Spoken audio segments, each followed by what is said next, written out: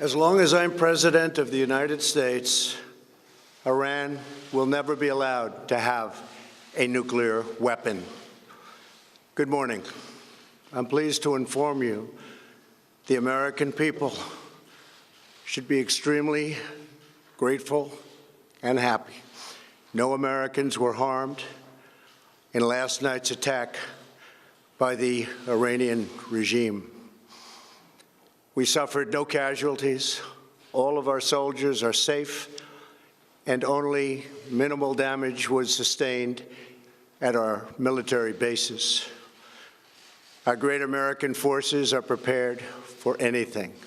Iran appears to be standing down, which is a good thing for all parties concerned and a very good thing for the world. No American or Iraqi lives were lost because of the precautions taken, the dispersal of forces, and an early warning system that worked very well. I salute the incredible skill and courage of America's men and women in uniform. For far too long, all the way back to 1979 to be exact, nations have tolerated Iran's destructive and destabilizing behavior in the Middle East and beyond. Those days are over. Iran has been the leading sponsor of terrorism, and their pursuit of nuclear weapons threatens the civilized world. We will never let that happen. Last week, we took decisive action to stop a ruthless terrorist from threatening American lives. At my direction, the United States military eliminated the world's top terrorist, Qasem Soleimani. As the head of the Quds Force, Soleimani was personally responsible for some of the absolutely worst atrocities. He trained terrorist armies, including Hezbollah, launching terrorist strikes against civilian targets. He fueled bloody civil wars all across the region. He viciously wounded and murdered thousands of U.S. troops, including the planting of roadside bombs that maim and dismember their victims. Soleimani directed the recent attacks on U.S. personnel in Iraq that badly wounded 4 service members and killed 1 American, and he orchestrated the violent assault on the U.S. Embassy in Baghdad. In recent days, he was planning new attacks on American targets, but we stopped him. Soleimani's hands were drenched in both American and Iranian blood. He should have been terminated long ago. By removing Soleimani, we have sent a powerful message to terrorists. If you value your own life, you will not threaten the lives of our people. As we continue to evaluate options in response to Iranian aggression, the United States will immediately impose additional punishing economic sanctions on the Iranian regime. These powerful sanctions will remain until Iran changes its behavior. In recent months alone, Iran has seized ships in international waters, fired an unprovoked strike on Saudi Arabia, and shot down 2 U.S. drones. Iran's hostilities substantially increased after the foolish Iran nuclear deal was signed in 2013, and they were given $150 billion, not to mention $1.8 billion in cash. Instead of saying thank you to the United States, they chanted death to America. In fact, they chanted death to America the day the agreement was signed. Then Iran went on a terror spree, funded by the money from the deal, and created hell in Yemen, Syria, Lebanon, Afghanistan, and Iraq. The missiles fired last night at us and our allies were paid for with the funds made available by the last administration.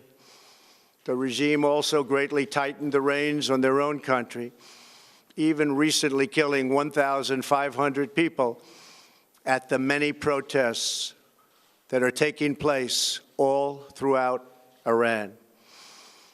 The very defective JCPOA expires shortly anyway and gives Iran a clear and quick path to nuclear breakout.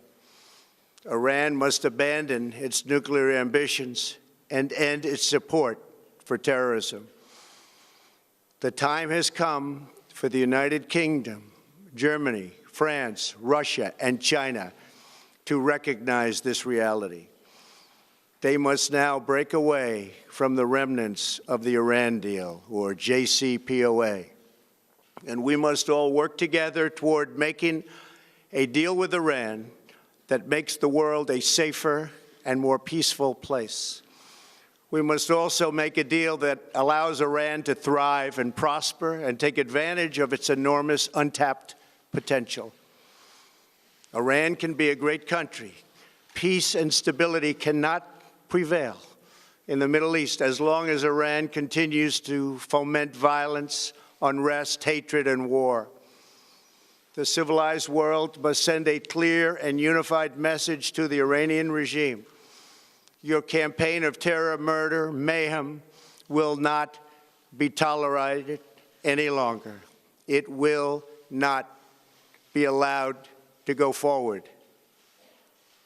Today, I am going to ask NATO to become much more involved in the Middle East process.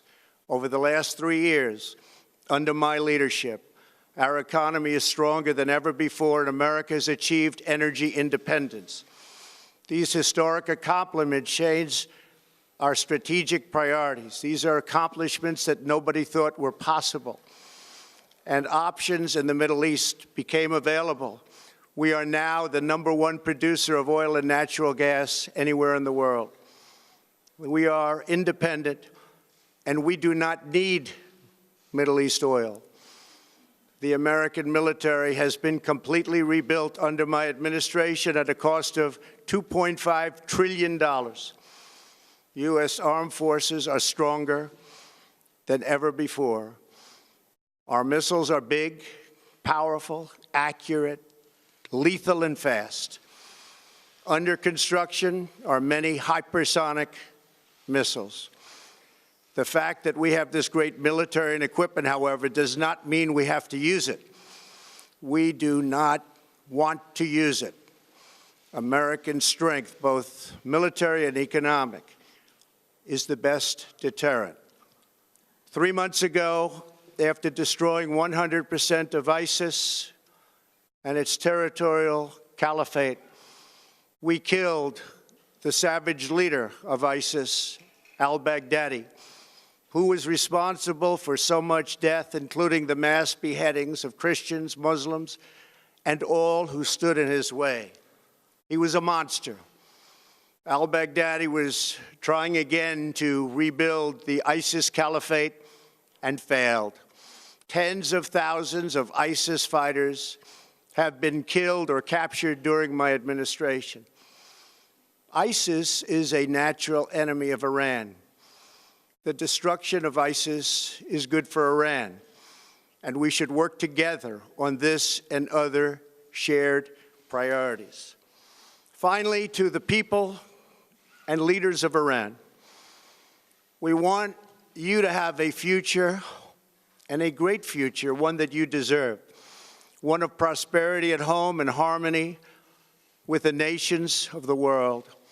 The United States is ready to embrace peace with all who seek it,